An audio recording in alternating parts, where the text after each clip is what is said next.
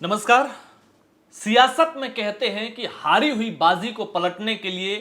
एक दिन का समय बहुत होता है, आपका एक फैसला बहुत होता है और एक घटना, मतदान से ठीक पहले की एक घटना भी पूरी बाजी को पलट सकती है। हरियाणा में अब जैसे जैसे चुनाव नजदीक आ रहे हैं, भाजपा कुछ वैसे ही दांव खेल रही है कि जो कांग्रेस आज से एक महीने पहले बहुत उत्साहित नजर आ रही थी, दीपेंद्र हुड्डा की यात्रा के जरिए एंटी इनकम्बेंसी का माहौल बनाने की कोशिश हो रही थी। फिर उस यात्रा के साथ साथ कुमारी शैलजा ने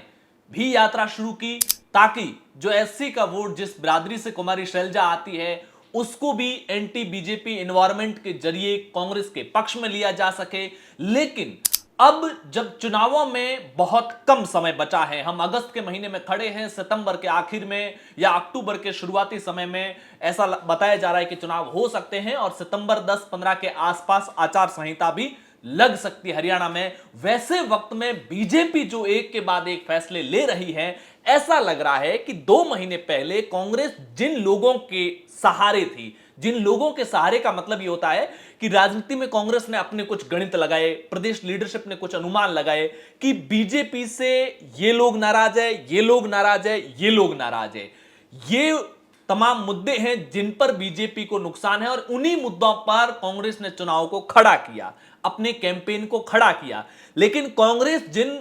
मुद्दों के नींव में रख करके जो चुनावी दीवार को खड़ा किया, अब भाजपा उसी पत्थरों को, नींव के पत्थरों को खिसकाने का काम कर रही है। अब आप कहेंगे कि ये कैसे कह रहा हूं मैं। लोकसभा के चुनाव हुए हरियाणा में, जो भाजपा 2019 में सभी 10 की 10 सीटें जीती थी, वो इस बार हरियाणा में जो किसान आंदोलन और अग्निवीर जैसे मुद्दों की वजह से बैकफुट पर आई और 10 में से 5 सीटें हार गई, 5 सीटें कांग्रेस जीती। लेकिन पिछले 15 दिनों में और अभी जो पिछले 48 घंटे के अंदर जो बड़े फैसले जो हरियाणा में बीजेपी ने लिए हैं, वो फैसले कांग्रेस के लिए काफी मुश्किलें पैदा करने वाले। भाजपा को पता है कि हरियाणा में दीपेंद्र हुड्डा संसद के अंदर अग्निवीर का मुद्दा उठा रहे हैं, किसान आंदोलन का मुद्दा हरियाणा में अभी भी शांत नहीं हुए हैं, बॉर्डर पर किसान बैठे हैं, दिल्ली की ओर आना चाहते हैं, हरियाणा सरकार बॉर्डर को रोक कर बैठी है, हाई कोर्ट के जरिए मामले सुप्रीम कोर्ट की ओर जा रहे हैं। लेकिन इसी बीच जो भाजपा फैसले लेती जा रही है, अब आप उन फैसलों को समझिए। सबसे पहले किसान आंदोलन की बात करेंगे। किसान जो बीजेपी के खिलाफ है, या फिर हम कहें कि किसानों के साथ साथ युवा, अग्निवीर के जरिए जो युवाओं को बीजेपी के खिलाफ कांग्रेस या दूसरे दल लेने की कोशिश कर रहे हैं। अभी कुछ समय पहले हरियाणा सरकार ने अग्निवीर वाले जो एंटी गवर्नमेंट इन्वायरमेंट था उसको कंट्रोल करने के लिए कुछ फैसले लिए थे। क्या फैसले लिए थे? हरियाणा सरकार ने यह ऐलान किया कि जो अग्निवीर भर्ती के जरिए 4 साल बाद जो वापस लौटेंगे, उनको स्टेट गवर्नमेंट की जो स्टेट पुलिस की भर्ती होगी और माइनिंग गार्ड की जो भर्ती होगी उसमें 10% का रिजर्वेशन दिया जाएगा। इसके अलावा ग्रुप सी की भर्ती में 5% रिजर्वेशन दिया जाएगा और ये जो जितनी भी तमाम भर्तियां होगी उसमें अग्निवीरों को आयु में भी 3 साल की छूट दी जाएगी। इसके अलावा जो अग्निवीर से रिटायर होकर के आएंगे, उनमें से अगर कुछ लोग नई सरकारी भर्तियों में जाने की बजाय अगर अपना बिजनेस शुरू करना चाहेंगे तो उनको 5 लाख तक का लोन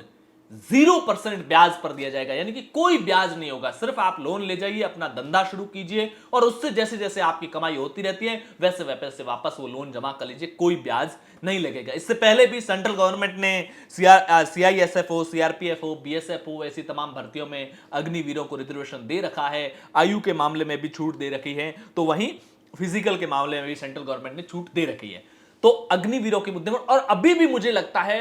हरियाणा गवर्नमेंट आचार संहिता लगने से पहले अग्निवीर वाले मामले में युवाओं को पूरी तरह से अपने साथ लेने के लिए कई बड़े फैसले ले सकती है, कई नई भर्तियों का ऐलान भी कर सकती है। अब दूसरी बात आती है किसानों की, और जो किसानों को लेकर जो फैसला लिया है हरियाणा सरकार ने, मुझे लगता है इसके पीछे का गेम प्लान क्या है मैं बाद में समझाता हूं। पहले आप यह समझिए कि क्या क्या फैसले लिए गए हैं। जो बीजेपी ने मारा हरियाणा करके जो कैंपेन लॉन्च किया है और उसके अंदर जिस तरीके से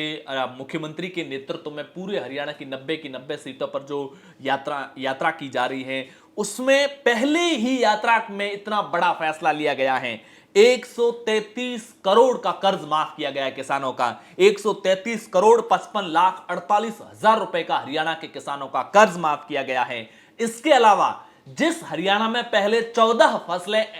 एमएसपी पर खरीदी जाती थी, मिनिमम सपोर्ट प्राइस, न्यूनतम समर्थन मूल्य पर राज्य सरकार जो 14 फसलें खरीदती थी, अब 10 और फसलों को एड ऑन किया गया है। 24 ऐसी फसलें होगी है। हरियाणा में 20-25 प्रकार की ही तो फसलें होती होगी, कोई 100 प्रकार की तो होती नहीं है। अब 24 प्रकार की फसलें, और भाजपा का कहना है कि हरियाणा में जितनी प्रकार की फसलें हैं वो अब इस एमएसपी के दायरे में आ चुकी है। 24 प्रकार की फसलें एमएसपी पर खरीदी जाएगी। इसके अलावा 137 करोड़ का जो मुआवजा है, 2023 की कोई तारीख दी हुई है, उस तारीख से पहले की जो फसलें खराबा हुआ था और गिरदावरी रिपोर्टें तैयार हुई थी, अगले 7 दिन के अंदर 137 करोड़ का वो मुआवजा किसानों में बांटा जाएगा। इसके अलावा जिन किसानों ने ट्यूबवेल के लिए आवेदन किया है उनको सिस्टमेटिक तरीके से उनको ट्यूबवेल के कनेक्शन दिए जाएंगे। और एक और बड़ा फैसला, अगर हरियाणा में बिजली विभाग की तरफ से किसानों के ट्रांसफार्मर लगाए गए हैं और अगर वो ट्रांसफार्मर जल जाते हैं तो उसके लिए किसानों को पैसा नहीं भरना पड़ेगा, बिजली विभाग अपने खर्चे से वो ट्रांसफार्मर रिपेयर करेगा या वहां पर नया ट्रांसफार्मर लगाएगा। ये वो बड़े फैसले हैं जिसके जरिए किसान वोट बैंक को, दरअसल मुझे जो समझ में आ रही है राजनीतिक गणित वो ये है, जैसा कई राज्यों में बीजेपी पहले भी कर चुकी। जैसे मैं आपको एक किस्सा सुनाऊं कि 2014 में जब अमित शाह बीजेपी संगठन महासचिव बनकर के उत्तर प्रदेश पहुंचे थे लोकसभा चुनाव से पहले, और वहां की जब उन्होंने जातीय गणित को सांचा देखा तो ये देखा कि ओबीसी में यादव वोटर एक बड़ा वोटर है, वो सपा के अलावा किसी को वोट नहीं देता है। दलितों में जाटव सबसे ज्यादा वोटर है और जाटव मायावती के अलावा कहीं नहीं जाता है।